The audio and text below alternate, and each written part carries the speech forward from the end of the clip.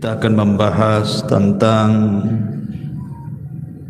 pengaruh sebuah dosa. Dan ada 6 dosa yang kalau dilakukan oleh manusia, Allah segerakan azabnya di dunia sebelum akhirat. Ma'asyiral muslimin yang dimuliakan Allah Subhanahu wa taala.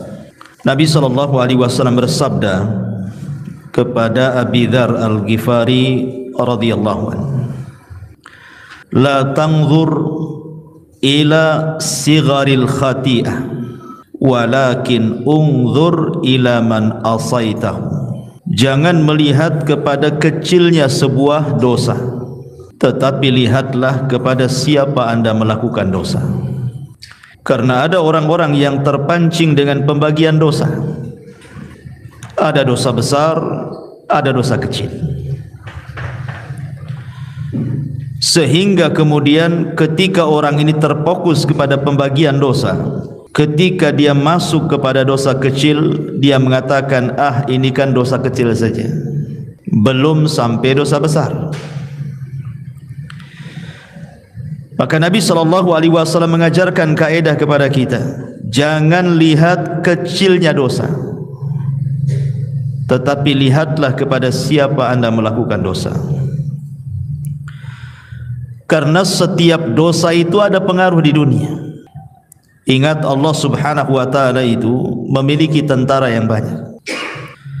Allah mengatakan, wa ma ya'lamu junuda rabbika illahu wa ma huwa illa dzikra lil bashar.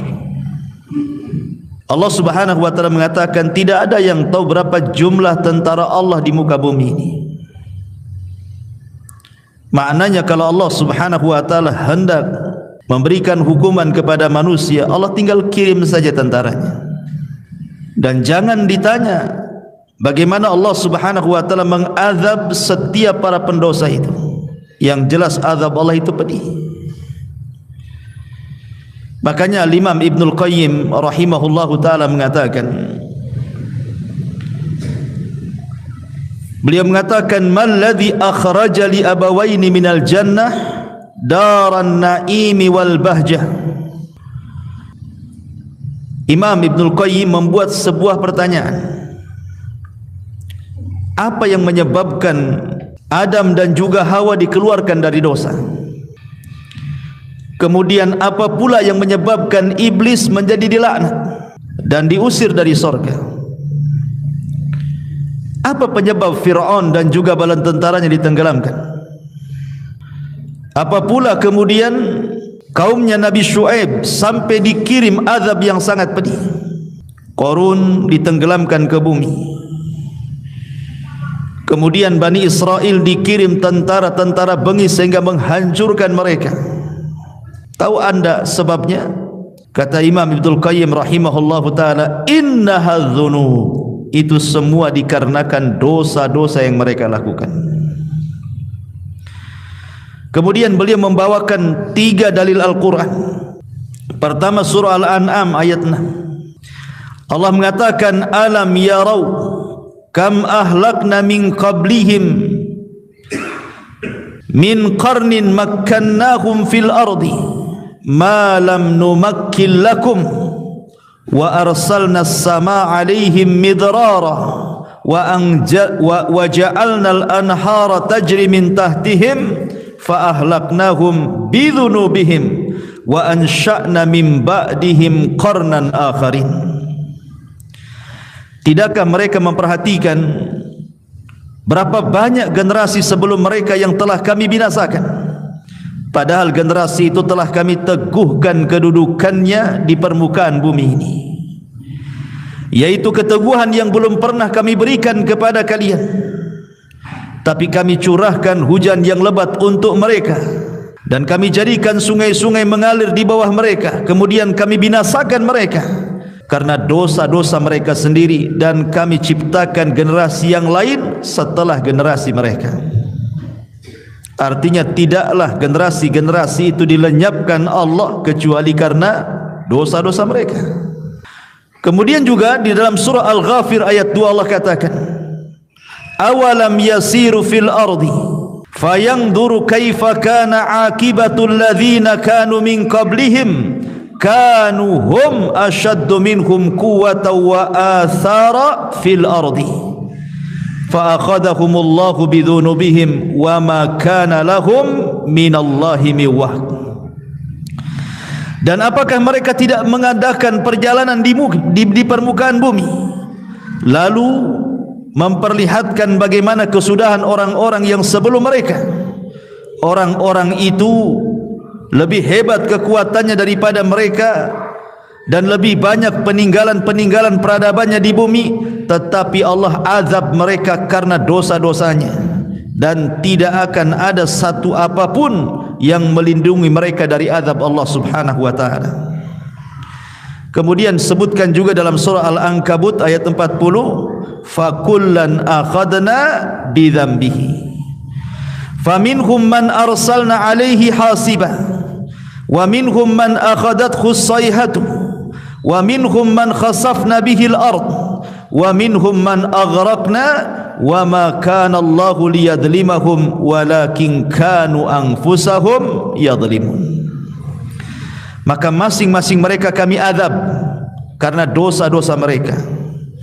Di antara mereka ada yang kami timpakan kepadanya hujan batu, ada yang kami timpakan suara keras yang mengguntur, ada yang kami benamkan ke dalam bumi, dan ada pula yang kami tenggelamkan di lautan. Allah sama sekali tidak hendak menzalimi mereka, akan tetapi merekalah yang menzalimi diri-diri mereka sendiri. Kesimpulan perkataan Imam Ibnul Qayyim ini, ikhwatu fiddin yang dimuliakan Allah Subhanahu wa taala, bahwa setiap dosa itu punya pengaruh. Punya pengaruh. Kita lihat di masyarakat, ikhwan, karena pelajaran yang paling berharga itu adalah dengan melihat orang sekitar. Itu pelajaran yang berharga. Tidak perlu sekolah. Lihat saja orang sekitar kita, itu madrasah terbesar bagi kehidupan kita. Lihat orang-orang yang setiap hari murung saja. Kenapa dia bisa murung? Lihat orang-orang yang dulunya dihormati, tiba-tiba jatuh kemudian dicela manusia. Kenapa bisa dicela? Lihat orang-orang yang dulunya kekar binaraga, tiba-tiba jatuh stroke. Kenapa dia bisa stroke? Lihat orang-orang yang dulunya anak-anaknya lucu-lucu, setelah besar durhaka pula kepada orang tua. Kenapa dia bisa durhaka? Lihat orang-orang yang dulunya kaya raya, tiba-tiba kemudian bankrupt, meminta-minta. Kenapa bisa meminta-minta? Lihat orang-orang yang terbaring, hidupnya hanya menangis, sedih, ditinggalkan manusia. Kenapa mereka sampai seperti itu? Tidak lain dan bukan, ma'asyiral muslimin yang dimuliakan Allah Azza wa Jalla, itu kan disebabkan dosa. Ada orang-orang yang tidak diberikan taufik oleh Allah, susah ibadah, susah belajar, selalu bertengkar dengan manusia, tidak baik hubungan dengan keluarganya, dan begitu seterusnya. Kita saksikan di masyarakat macam-macam orang, atau mungkin kita rasakan. Tidak lain dan bukan, ma'asyiral muslimin, itu macam-macam Allah Subhanahu wa taala hendak menguji manusia karena dosa kita yang kita lakukan masalahnya. Dan ma'asyiral muslimin yang dimuliakan Allah Azza wa Jalla, setiap dosa itu al-jaza min jinsil amal. Sebuah balasan itu pasti disesuaikan dengan amalannya. Balasan Allah itu pasti disesuaikan dengan dosanya. Perhatikan sabda Nabi sallallahu alaihi wasallam. Ketika Nabi SAW mengumpulkan muhajirin, kemudian Nabi SAW mengatakan, sun idza tulitum bihinna wa a'udzu billahi an tudrikuhun. 5 perkara, kata Rasul, jangan sampai menimpa kalian. Kalau sampai menimpa kalian, aku berlindung kepada Allah, jangan sampai menimpa kalian. Yang pertama, kata Rasul, lam tazharil fahisha fi qaumin qat hatta yu'linu biha illa fasha fihi mutta'un wal auja allati lam takun madat fi aslafihim alladhina madaw. Tidaklah sebuah fahisyah, perzinahan, homoseksual, LGBT dan yang semacamnya menyebar, dan itu sudah terang-terangan, sudah tidak sembunyi-sembunyi lagi, kecuali akan disebar kepada mereka penyakit taun dan penyakit-penyakit yang belum pernah terjadi di zaman Nabi. Kemudian yang kedua, lam yanqusul mikyala wal mizana illa ukhidu bisinin wasyiddatil maunati wa jawri sultani alaihim. Tidaklah mereka curang dalam dagang, mulai mengurang-urang takaran, mengurang-urang timbangan, mengurang-urang meteran, kecuali mereka akan dikirim paceklik yang berkepanjangan. Susahnya ekonomi bahkan dikuasakan kepada mereka penguasa-penguasa zalim. Kemudian yang ketiga, walam yamna'u zakata amwalihim illa muni'ul qatra minas sama walaulal bahaim lam yumtaru. Tidaklah mereka bakhil, tidak mau mengeluarkan zakat-zakat mereka, kecuali Allah tahan hujan dari langit. Kalaupun turun hujan, itu hanya untuk binatang-binatang ternak, tapi tidak menyuburkan bagi manusia. Kemudian yang keempat, walam yanqudu ahdallah wa ahda rasulihi illa sallatallahu alaihim aduwan min ghairihim fa ukhidu ba'da ma fi aidihim. Tidaklah mereka mulai membatalkan perjanjian dengan Allah dan dengan Rasulnya, artinya tidak taat dengan perintah Allah dan Rasulnya, kecuali akan dikuasakan kepada mereka musuh dari luar, kemudian mengambil sebagian harta kalian. Dan yang terakhir, wa man lam tahkum a'immatuhum bi kitabillah wa yatakhayyaruna mimma anzalallah illa ja'alallahu ba'sahum bainahum. Dan tidaklah para pemimpin-pemimpin kaum muslimin menegakkan kitab Allah, dan mereka memilih di luar daripada apa yang diturunkan Allah, kecuali Allah akan retakkan mereka, Allah akan buat mereka berselisih. Inilah 5 dosa yang kata Imam Ibnul Qayyim rahimahullahu ta'ala, perhatikan, al-jaza min jinsil amal. Balasan itu disesuaikan dengan dosa yang diamalkannya.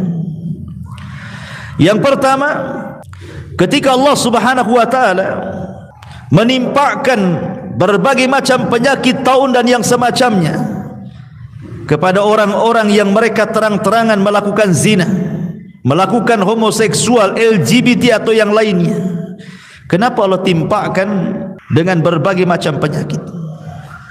Kata beliau, fadhuhurul fawahish, adapun tampaknya fahisyah, maksudnya perbuatan zina dan yang semacamnya itu, kemudian ditimpakan penyakit-penyakit iqaban yukafi maladzatiha. Maka ketika orang melakukan zina kemudian dikirim penyakit, maka itu sesuai dengan kelezatan maksiat yang dirasakannya. Ketika dia melakukan maksiat, dia merasakan lezat dengan maksiatnya. Dia tidak merasa bahwa itu perbuatan dosa. Makanya Allah Subhanahu wa taala timpakan penyakit kepada mereka. Begitulah cara Allah Subhanahu wa taala membalas. Sebagaimana dia merasa lezat ketika melakukan maksiat, ketika datang penyakit, maka dia merasa sakit luar biasa. Lihat orang-orang yang terkena penyakit AIDS, ada di antara mereka yang melepuh kulitnya, ada yang mereka kemudian dagingnya terkelupas dari tulangnya, ada yang stroke, ada yang sampai mengalami kematian. Begitulah Allah Subhanahu wa taala balas al-jaza min jinsil amal. Kemudian kenapa Allah Subhanahu wa taala tidak menurunkan hujan kepada orang-orang yang mereka yang kedua, kenapa Allah Subhanahu wa taala mengirim paceklik yang banyak, kemudian susah ekonomi, kemudian dikuasakan pemimpin yang zalim kepada mereka orang-orang yang curang dalam berdagang? Kata Imam Ibnul Qayyim rahimahullahu taala, wa zulmun nasi li ba'dihim al-ba'dha fi arzakihim bil ghishi wal khida fil mizani tuqabiluhu uqubata habsir rizqi bil jafafi wal majaati wa zulmi sultani ra'iyatihi. Kata beliau, Karena orang yang mengurang-urang takaran, mengurang-urang timbangan, meteran atau curang dalam berdagang, hakikatnya dia sedang melakukan kezaliman. Dia sedang melakukan kezaliman kepada orang lain. Bisa saja orang-orang yang Anda curang itu dia anak yatim, atau mungkin orang miskin, atau orang susah. Berarti hakikatnya Anda memakan harta anak yatim, memakan harta orang-orang miskin, dan begitu seterusnya. Makanya al-jaza min jinsil amal. Ketika Anda dengan curang itu merasa bahwa dengan itu akan mendapat keuntungan yang banyak. Kan orang curang itu kan keyakinannya dia dapat untung yang banyak kan. Kenapa dia kurangi dari 1 kilo 2 on, pikirnya 2 on itu akan dapat keuntungan bagi dia. Makanya kenapa hukumannya Allah tahan rizkinya. Justru Allah tahan rizkinya. Dengan cara apa? Dikirim paceklik walaupun hujan gak ada berkah. Kemudian dikirim kepada mereka susah ekonomi. Tujuannya ingin mendapatkan ekonomi, Allah persusah pula ekonominya. Kemudian dikirim para penguasa yang zalim, akhirnya membuat aturan-aturan menyusahkan masyarakat. Lihat bagaimana al-jaza min jinsil amal, kata Imam Ibnul Qayyim rahimahullahu ta'ala. Begitu juga wa man unnasi li zakatihim, dan orang yang mencegah manusia untuk mengeluarkan zakatnya. Yu'aqibun nas alaihi bi uqubati min jinsihi min jinsi dzambihi, kata Imam Ibnul Qayyim juga, maka Allah Subhanahu wa taala berikan balasan sesuai dengan jenis dosanya. Ketika dia menahan zakat, Allah tahan juga hujan. Ketika mereka menahan, Allah tahan juga. Ketika mereka melepaskan zakat, Allah lepaskan hujannya. Kalaupun seandainya ada hujan itu bukan untuk kita, tetapi untuk binatang ternak saja. Kalau bukan karena binatang ternak, mungkin langit tidak akan hujan lagi. Adapun yang keempat, ketika Nabi SAW mengatakan, ketika mereka mulai memudarkan perjanjian Allah dengan Rasulnya, mulai mereka membantah Al-Quran dan Sunnah, tidak mau mengikuti perintah, menjauhi larangan, dan juga malah kemudian melakukan larangan, malah tidak menikmati yang dihalalkan, malah menikmati yang diharamkan. Maka kata Imam Ibnul Qayyim rahimahullahu ta'ala, maka mereka pun diberikan iqab sesuai dengan jenis dosanya. Apa jenis dosanya? Dikirim kepada mereka musuh dari luar. Karena kekuatan kaum muslimin itu, kalau mereka berpegang dengan Al-Quran dan Sunnah, ikhwan. Makanya kalau masjid-masjid kaum muslimin penuh di mana-mana, musuh-musuh Islam takut. Ketika anak-anak kaum muslimin sudah mereka kembali kepada Al-Quran, menghafal Al-Quran, kembali kepada hadis, menghafal hadis dan mempelajarinya, musuh-musuh Allah takut. Tapi ketika masjid mulai kosong, Al-Quran sudah tidak dipelajari, hadis dijauhi, Islam kemudian malah dibuat orang tidak suka, musuh senang, masuk musuh, akhirnya mencaplok sebagian kekuasaan kita. Al-jaza min jinsil amal. Dan yang terakhir, begitu juga ketika para pemimpin kita sudah tidak berhukum dengan hukum Allah, malah senang dengan hukum di luar daripada hukum Allah, dan mereka pilih pula itu pula hukum yang cocok bagi mereka, mereka tinggalkan Quran dan Sunnah, maka Allah akan buat berselisih, akan dibuat berselisih di antara mereka. Dan itu sudah terjadi negeri kita kan, perselisihan antara kelompok ini dan kelompok itu, rebutan kekuasaan, sikut sana, sikut sini, ya kan? Sogok sana, sogok sini, celah sana, celah sini, bayar buzzer sana, bayar buzzer situ, kan itu ya. Akhirnya ribut negara. Ma'asyiral muslimin yang dimuliakan Allah Subhanahu wa taala. Dari sini menunjukkan bahwa apapun dosanya, baik umum seperti hadis ini, tetap ada pengaruhnya, apalagi khusus. Inilah yang kita akan bahas, dosa-dosa khusus, di mana Nabi SAW mengatakan ada 6 dosa yang kalau kita lakukan, maka Allah akan azab kita di dunia sebelum akhirat. Dan azab di dunia bukan menjadi kafarah bagi akhirat. Di akhirat tetap diazab, di dunia juga diazab. Subhanallah. Ma'asyiral muslimin yang dimuliakan Allah Azza wa Jalla, apa dosa yang disegerakan di dunia sebelum akhirat itu? Disebutkan dalam hadis Nabi sallallahu alaihi wasallam, yang pertama, Imam Abi Dawud, Tirmidzi, Ibnu Majah meriwayatkan sebuah hadis dari jalur Abi Bakrah radhiyallahu anhu. Nabi sallallahu alaihi wasallam bersabda, "Ma min dzambin ajdaru an yu'ajjilallahu li sahibihi al-'uqubata fid dunya ma'a ma yaddakhiruhu lahu fil akhirati mithlul baghi wa qati'atir rahimi." Dari Abi Bakrah radhiyallahu anhu, Nabi SAW bersabda, tidak ada satu dosa yang lebih pantas untuk disegerakan kepada pelakunya hukuman di dunia sebelum hukuman di akhirat, melainkan al-baghi wa qati'atir rahim. Pertama al-baghi, yang kedua qati'atur rahim. Hadis ini disahihkan oleh Syekh Nasiruddin Al-Albani rahimahullahu taala fi Sahih Abi Dawud. Jadi yang pertama al-baghi. Apa al-baghi? Al-baghi itu artinya az-zulmu, kezaliman. Kezaliman ini ikhwatu fillah muliakan Allah Subhanahu wa taala, sangat dibenci oleh Allah Subhanahu wa taala. Makanya Allah Subhanahu wa taala berfirman dalam hadis qudsi, apa firman-Nya?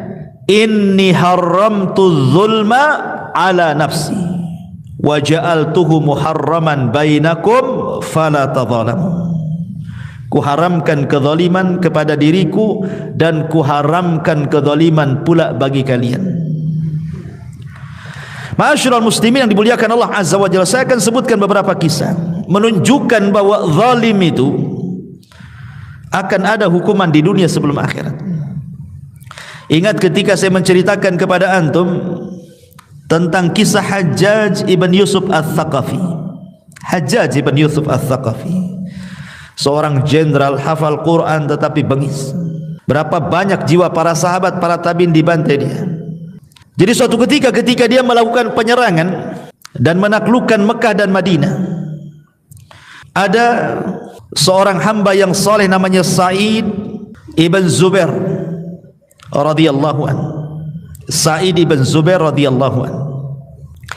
Sa'id ibn Zubair disiksa oleh Hajjaj ibn Yusuf sampai akhirnya kemudian dia dirantai mulai dari leher, tangan dan kaki, sampai dia mengatakan kepada Hajjaj, ya Hajjaj, kalau engkau hendak membunuhku silahkan, tapi tolong sekarang waktu sholat, aku ingin sholat.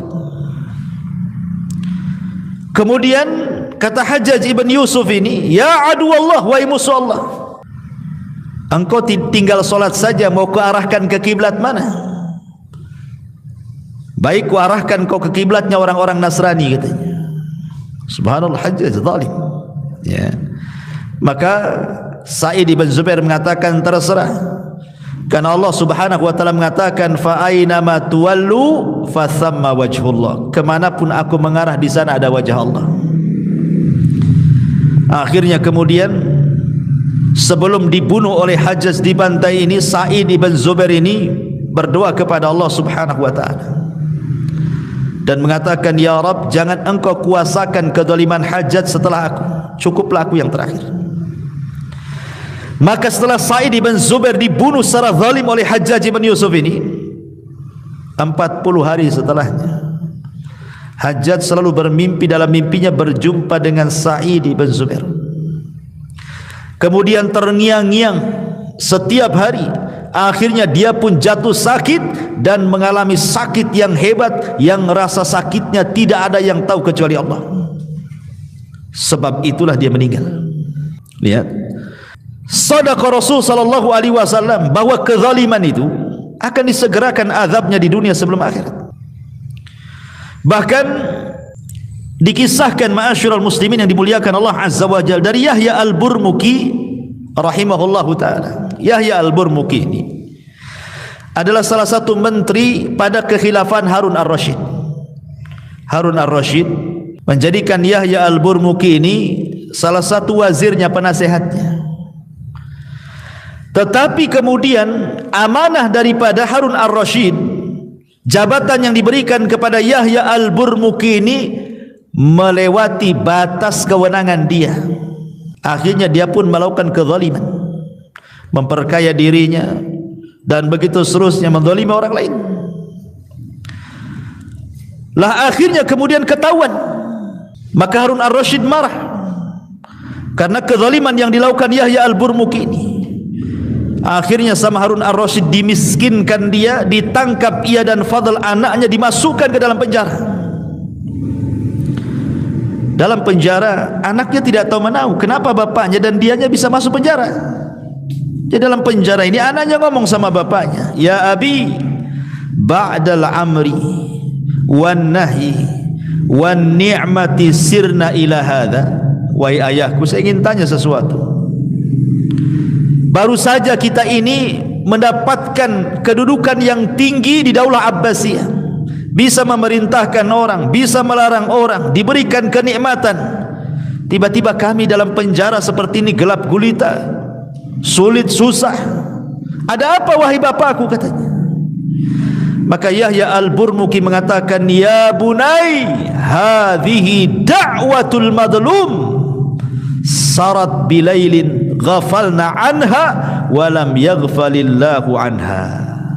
Wahai anakku, boleh jadi ini doa orang yang pernah kita zalimi, di mana doa itu melesat di malam hari, kita lupa dengan doa-doa itu, tapi Allah tidak lupa.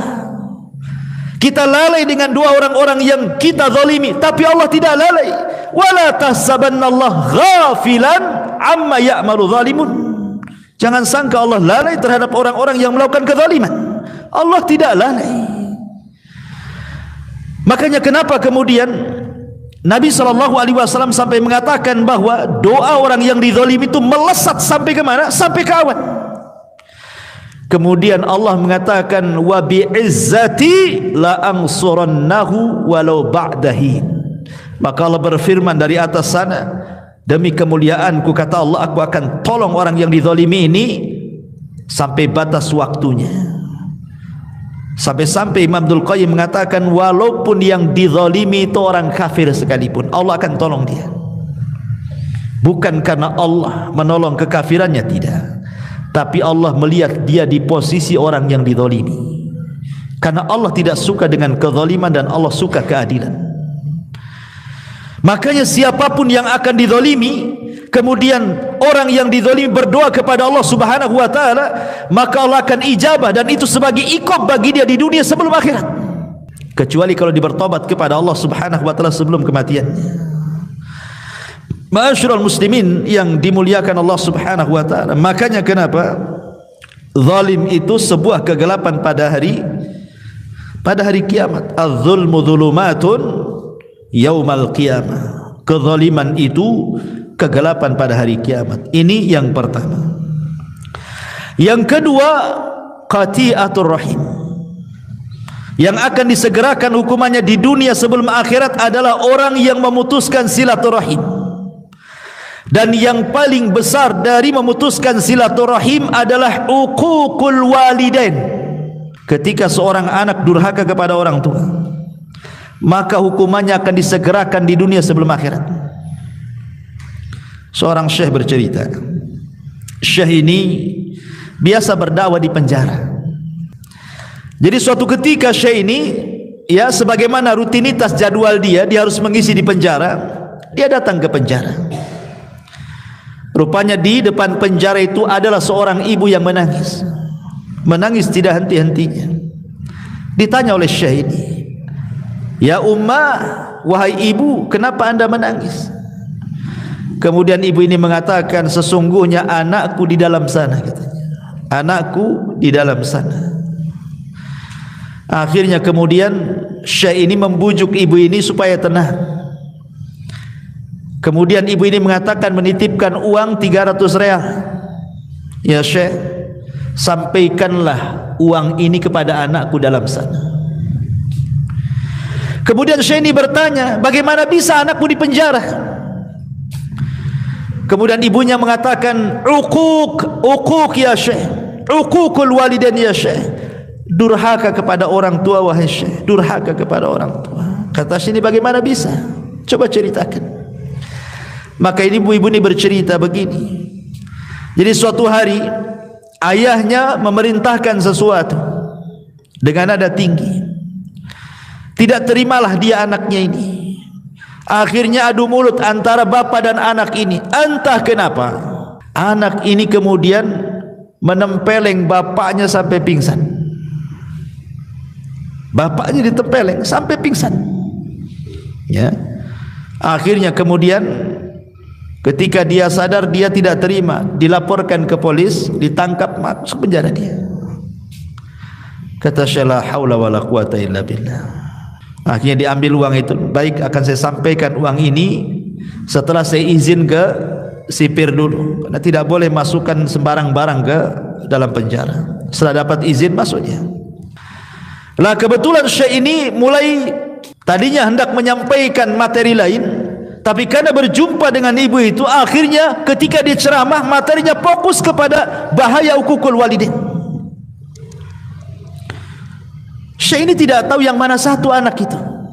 Yang diceritakan ibu itu dari sekian narapidana dalam penjara itu, mana satu tidak tahu, tidak pernah kenal siapa namanya, bagaimana rupanya, tidak tahu. Akhirnya Syekh ini menceritakan tentang bahaya uququl walidain dengan mengatakan, fala taqul lahuma uffi wala tanharhuma. Mengatakan A saja tidak boleh, apalagi kemudian membentaknya, apalagi sampai memukulnya. Kemudian diceritakan tentang bahaya ancaman-ancaman di dunia, di neraka ini. Tiba-tiba di balik tiang itu, rupanya anak itu ada di balik tiang. Entah kenapa anak ini seperti orang mabuk, entah ngantuk, entah mabuk, entah apa gitu, mendengarkan kajian, tiba-tiba oleng, kepalanya membentur tiang itu, kemudian pingsan. Al-jaza min jinsil amal. Sebagaimana dia menampar bapaknya pingsan, dia kejeduk tiang, dia pingsan juga. Allah kasih cash di dunia. Ya. Setelah kemudian Syekh ini melihat ada apa itu, siapa yang pingsan itu, ditanya-tanya, rupanya anak daripada ibu tadi. La haula wala quwata illa billah. Bahkan seorang Syekh bercerita, ikhwan, ada orang yang sudah tua, ibunya ini sudah tua, usianya hampir 90 tahun. Allah berikan usia panjang ibu ini. Anaknya pun sudah tua, anaknya 50 lebih. Mungkin ibu ini menikah muda, jadi hampir 90 tahun usianya. Anaknya pula ya 50 tahun lebih lah, laki-laki. Sama-sama sudah tua kan, itu bahasanya ya. Ibunya tua sekali, anaknya pun sudah tua, di atas 50. Tetapi kemudian ibu dan anak ini selalu bercanggah, berselisih, sampai tidak ada salam, tidak ada kalam, tidak mau berjumpa, musuhan. Anaknya benci sama ibunya. Akhirnya kemudian ibu ini, namanya orang tua, ikhwatu fiddin, sejahat apapun anak, namanya orang tua itu pasti ada waktu redanya, pasti akan kembali sayangnya. Bagaimanapun itu kan darah daging dia. Jadi ibu ini datang kepada seorang syekh dan mengatakan, ya syekh, bisa enggak kau damaikan aku dengan anakku, katanya. Bisa enggak kau damaikan aku dengan dia? Harusnya kan anak yang berdamai dengan orang tuanya kan. Ini terbalik pula. Ibunya datang kepada syekh, ya syekh, tolong damaikan aku dengan anakku, katanya. Kata syekh, baik, karena ini sebuah pekerjaan yang bagus, dipuji oleh Allah Subhanahu wa taala. La khaira fi katsir min najwahum illa man amara bi shadaqatin aw ma'rufin aw islahim bainan nas. Tidaklah kebanyakan ucapan manusia di atas kebaikan kecuali orang memerintahkan kepada kebaikan, memerintahkan sedekah dan mengislah di antara orang yang bertikai. Kata syekh, baik, kita datangi anakmu. Dibawalah orang tua ini oleh syekh ini ke rumah anaknya, ya. Kemudian diketuk pintunya. Ketika anak ini melihat ibunya, langsung emosi, tidak terima. Kemudian syekh berusaha untuk menenangkan anak itu. Kemudian syekh masuk ke dalam rumah, ibunya menunggu di luar, diceramai sama syekh itu, jangan, kamu jangan seperti itu ibumu, mintalah kau maaf kepada dia. Tapi kemudian dia mengeluarkan kata-kata yang sampai keluar kata-kata itu didengar ibunya. Ibunya sakit hati, ya. Dia tujuannya baik, mau berdamai, tiba-tiba malah dicela, dicaci, dimaki, sakit hatinya, dirobek hatinya. Akhirnya kekeh anak itu tidak mau minta maaf sama orang tuanya. Maka sebelum pulang, entah kenapa ibunya terlontar kalimat, ya Rabb, kama akhraqani, sebagaimana dia telah membakar hatiku, menjadi panas hatiku, menjadi hancur hatiku katanya, maka bakarlah hatinya katanya. Kemudian kata ibunya, ya Syekh, pulang kita katanya. Pulang. Ya. Baru sehari dua hari, entah kenapa kemudian anak itu mengalami sakit di dadanya, panas luar biasa. Ya, panas. Sampai dia datang ke tabib. Tabib pun bingung, itu penyakit apa tuh? Kok bisa panas gitu ya dalamnya tuh, kayak terbakar gitu hatinya. Sampai dokter angkat tangan tidak bisa, ini nggak tahu penyakit apa ini katanya. Akhirnya dia cobalah baru sadar, jangan-jangan kemudian ini kesalahan dia dengan ibunya. Dia coba datang kepada Syekh tadi. Kemudian mengatakan, ya Syekh, pernahkah ibuku mengatakan sesuatu tentang aku katanya? Saya tidak tahu. Kalau begitu kau minta maaflah sama orang tuamu. Ma'asyiral muslimin yang dimuliakan Allah Azza wa Jalla, dari dua kisah ini saja kita mengetahui bahwa al-jaza min jinsil amal. Jadi ada balasan-balasan orang-orang yang mutus silaturahim, durhaka kepada orang tua itu, Allah akan balas di dunia sebelum akhirat. Lihat ceritanya Jurez. Jurez ini durhaka kepada orang tua itu hanya gara-gara dipanggil tak mau datang. Bukan lagi tidur, bukan lagi kerja, tidak, lagi sholat. Jurez kan lagi sholat. Masalahnya kan dia sholat sunnah. Harusnya dia batalkan, karena panggilan ibu wajib, sholat sunnah itu sunnah saja kan. Secara hukum ilmunya adalah batalkan sholat sunnah, ikut panggilan orang tua, itu yang benar. Tapi Jurez orang jahil tapi ahli ibadah. Dia berpikir bahwa hak Allah didahulukan dibandingkan hak orang tua, diteruskan pula sholatnya. Ketika ibunya memanggil sekali, tidak kunjung juga datang. Besoknya gitu lagi dipanggil, dia sedang sholat, dipanggil tidak kunjung datang, sampai 3 kali. 3 hari berturut-turut dipanggil pula tak mau datang. Ibunya kan tidak tahu Jurez ini sedang apa. Akhirnya ibunya berdoa kepada Allah, ya Rabb, kalau Jurez seperti ini kepada aku katanya, dia fokuskan ibadah yang tidak mempedulikan ibunya sendiri, jangan kau wafatkan ya Rabb si Jurez sampai kau kirimkan pelacur untuk memfitnah dia katanya. Subhanallah. Ketika doa ibu ini merasa dizalimi kan itu, berdoa. Akhirnya betul. Tiba-tiba kemudian ada orang yang tidak suka dengan Jurez.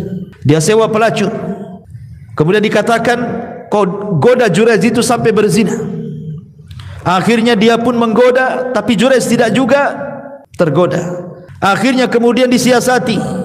Di situ ada penggembala kambing, berzina lah wanita itu dengan penggembala kambing, akhirnya hamil. Kemudian dituduhkanlah anak ini anak Jurez. Setelah lahir, kemudian dikatakan ini anaknya Jurez katanya. Maka Bani Israel marah, dipukuli Jurez, dirobohkan tempat ibadahnya. Kemudian tapi Jurez sebelum hampir saja mau dibunuh, dia mengatakan aku tidak bersalah. Kemarikan bayi itu katanya. Kemarikan bayi itu. Ketika bayinya dihadapkan, kemudian ditusuklah lambungnya dan mengatakan, man abuk, siapa sebenarnya bapakmu itu? Tentu tidak sengaja kan, Jurez ini hanya mengatakan seperti itu, tapi ini karamah, memang Jurez gak salah.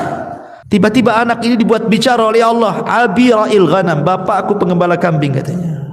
Baru sadar Bani Israel. Tapi apa yang jadi syahid kisah ini, doa orang tua menjadi sebuah kenyataan kan. Allah Subhanahu wa taala kirim Bani Israel menghancurkan dia, memukuli dia, tempat ibadah dihancurkan, walaupun kemudian kembali dibangun kan itu. Dari sini menunjukkan qati'atur rahim adalah dosa yang disegerakan. Jadi yang pertama zalim, yang kedua memutus silaturahim. Hati-hati. Kalau anda seorang mudir di perusahaan, jangan pernah zalim kepada bawahan. Gaji mereka sebelum keringatnya kering, kata Nabi. Kalau anda seorang suami, jangan zalim kepada istri, kepada anak-anak. Atau punya orang tua, jangan zalim kepada orang tua. Tabarru aba'akum tabarrukum abna'ukum, kata Rasul. Berbuat baiklah kepada orang tua kalian, nanti anak-anak kita berbuat baik sama kita. Kalau kita tidak berbuat baik sama orang tua kita, nanti anak-anak kita Allah kirim yang durhaka dengan kita. Betapa banyak anak-anak yang kita sayang waktu kecil, ketika dia sudah tua, kita sudah tua, anak-anak sudah besar, kita sakit, tidak ada yang peduli dengan kita, ikhwan. Banyak tuh orang-orang tua yang kayak gitu itu. Menyesal melahirkan anaknya itu. Setelah dia terbaring sakit, tidak ada satupun anak yang datang.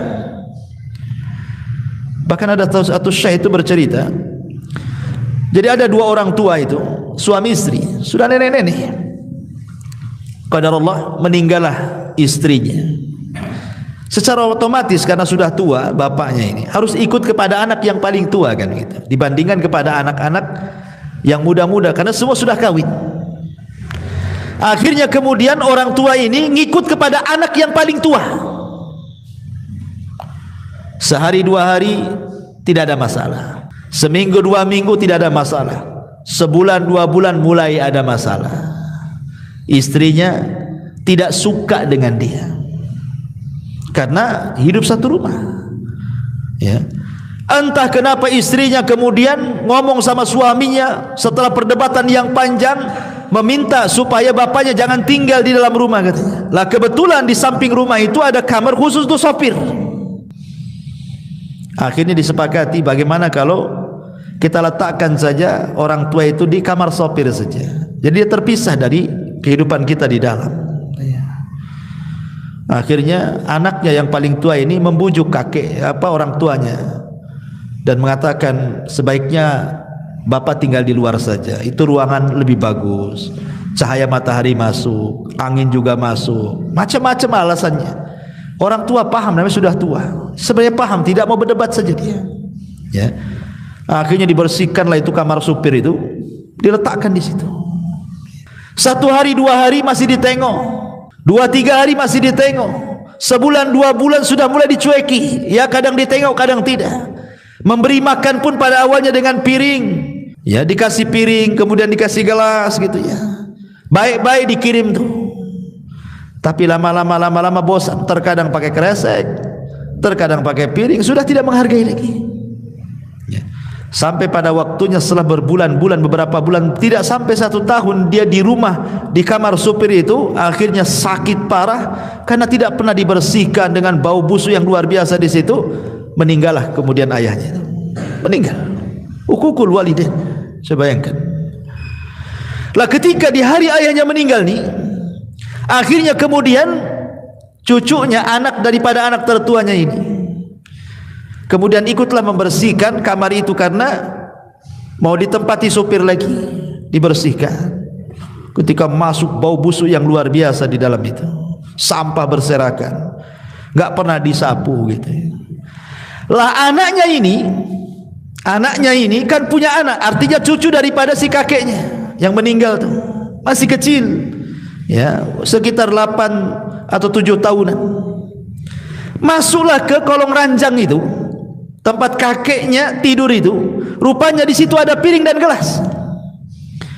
Kemudian diambillah piring dan gelas itu, tiba-tiba dipeluknya. Kemudian ayahnya mengatakan, nak lempar nak, itu piring kakekmu itu, dia sudah meninggal, sudah nggak ada gunanya, kotor nak katanya.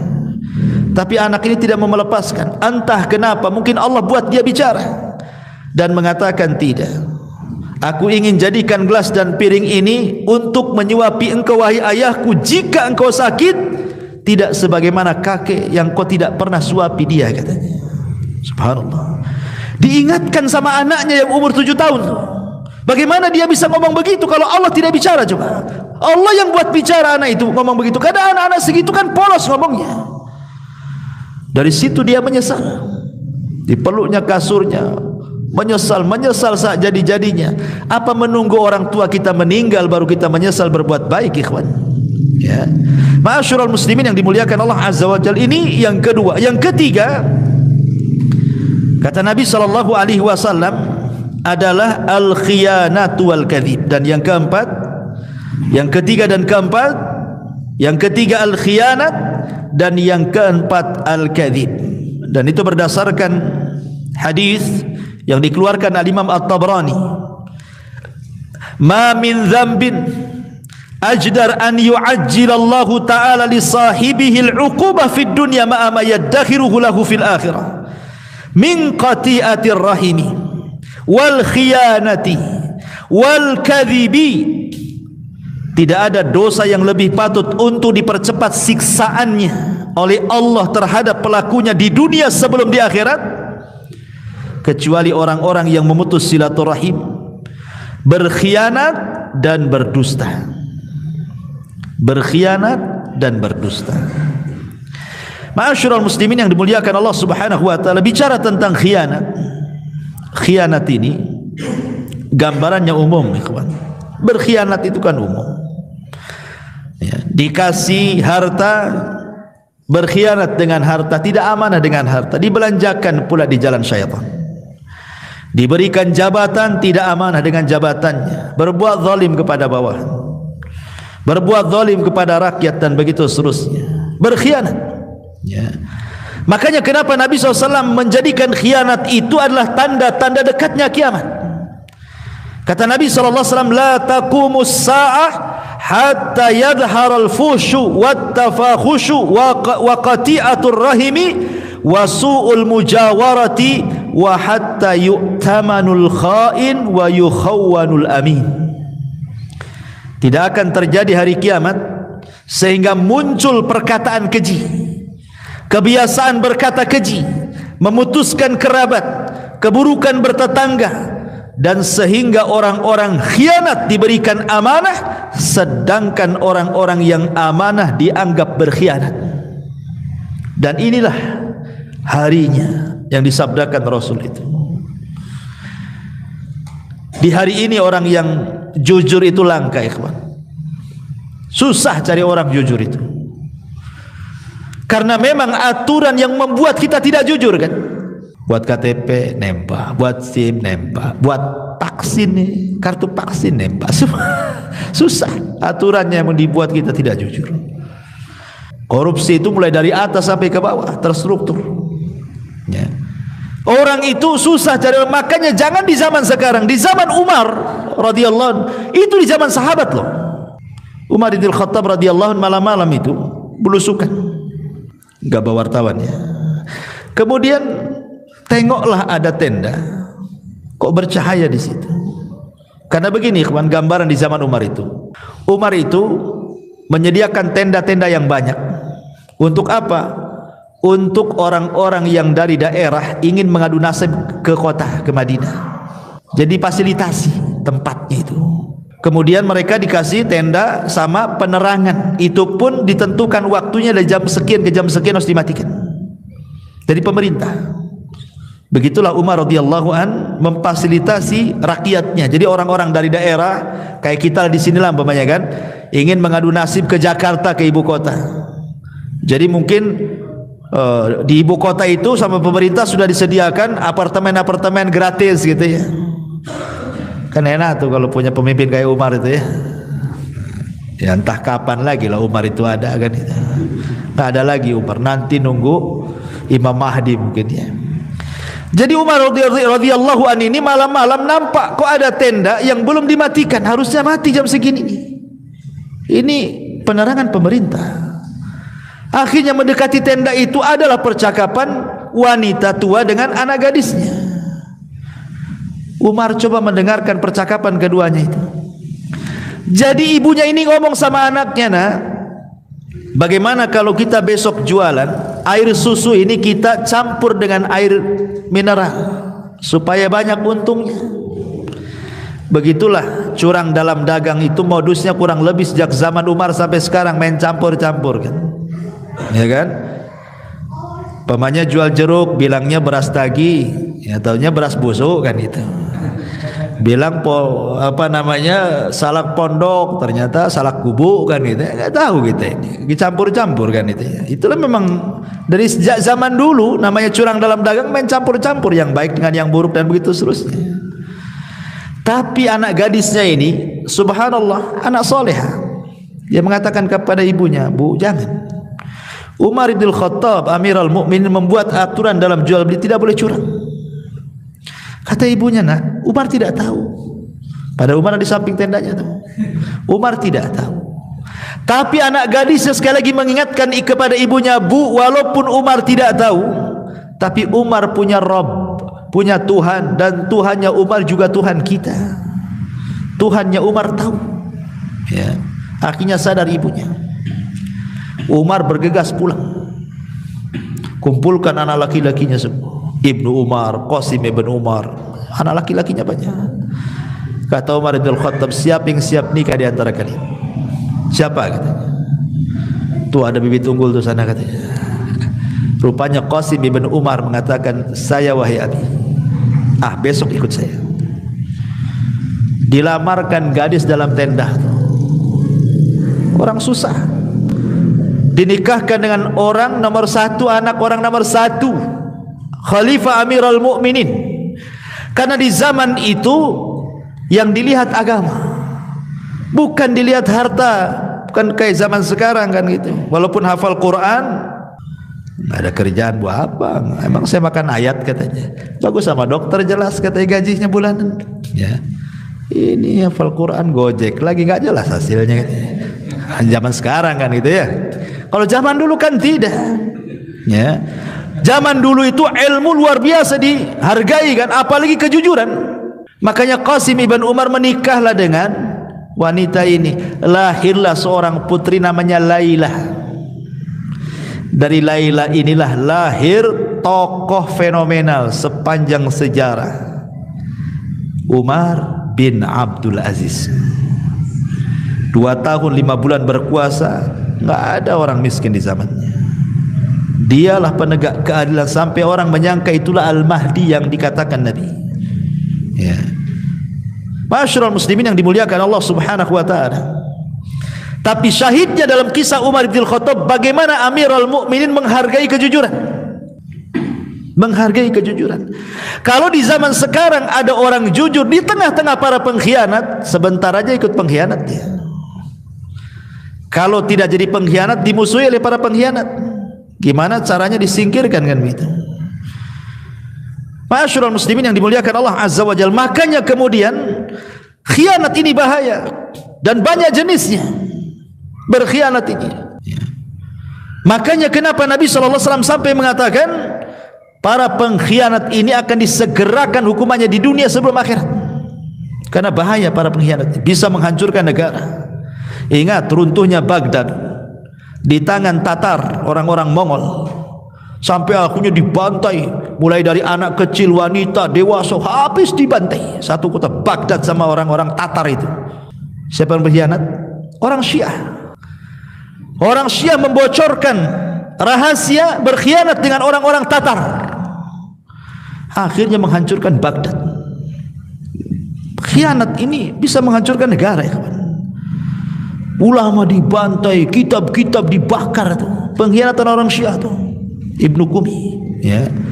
Masyarul muslimin yang dimuliakan Allah Subhanahu wa taala. Kemudian dan gambaran orang khianat ini macam-macam, mulai dari negara sampai ke masalah rumah tangga. Ya, menceritakan seorang suami menceritakan tentang keburukan istrinya, atau istri menceritakan keburukan suaminya. Ini kan berkhianat namanya. Ya, kan ada tuh yang seperti itu ya. Kemudian juga yang keempat yang disegerakan hukumannya adalah al-kadzib, dusta. Dan dusta ini disebutkan dalam hadis Nabi SAW, yahdi ilal fujur, mengarah kepada fujur, keburukan. Wal fujuru yahdi ilan nar, dan keburukan itu mengarah ke neraka. Dan ingat, biasanya orang yang suka berdusta itu tidak akan tenang hidupnya. Tidak akan tenang. Lihat orang-orang yang punya hutang tak bayar, setiap ditagih ngeles, nggak akan tenang hidupnya. Makanya orang-orang yang punya hutang itu kata Nabi, malam jadi kepikiran, hilang pula menghilang. Kalau malam jadi kepikiran, siang menghilang. Umumnya orang punya hutang begitu, malamnya pusing, siangnya hilang. Karena takut dicari orang siangnya, ya kan? Hilang dia, nanti datang malam, gak bisa tidur. Itulah sudah ukubah dia, itu sudah dirasakan dia tuh. Kenapa? Karena biasanya orang-orang seperti ini suka dusta. Suka dusta orang seperti ini. Ma'asyiral muslimin, dan gambaran dusta ini terlampau luas ya, macam-macam dusta ini kan. Ya, dusta kepada Allah, dusta kepada Rasul, dusta kepada manusia, dusta dalam dagang, dusta dalam pekerjaan, macam-macam dusta ini kan.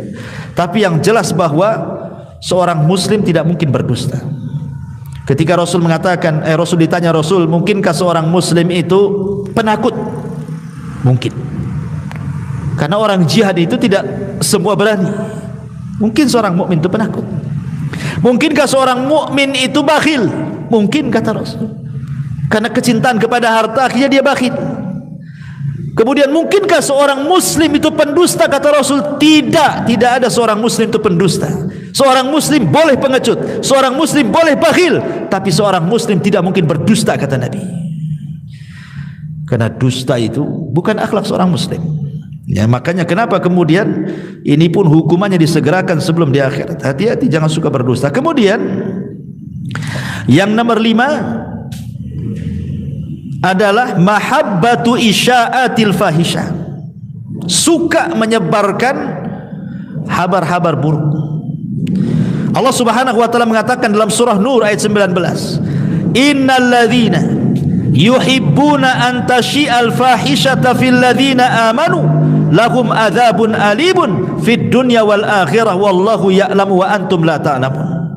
Sesungguhnya orang-orang yang suka tersebar keburukan di tengah-tengah orang yang beriman, bagi mereka azab yang pedih di dunia dan juga di akhirat. Di dunia dapat azab, di akhirat dapat azab, dan Allah mengetahui dan kalian tidak tahu.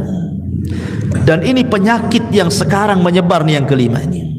Bayangkan, Al-Quran yang mengatakan baru cinta saja tersebarnya sebuah keburukan, itu sudah diazab di dunia. Apalagi dia yang menciptakan keburukan, dia pula yang menyebarkannya. Sekarang ada handphone di mana-mana. Terkadang-kadang kalau dia orang awam, tidak tahu apa-apa gitu kan, buat konten. Kontennya itu maksiat. Nah, umpamanya seorang perempuan joget-joget nampak aurat, habis itu di-share, ya kan? Di TikTok kok di apa supaya dapat pendukung, penonton, ya, subscribe. Ya,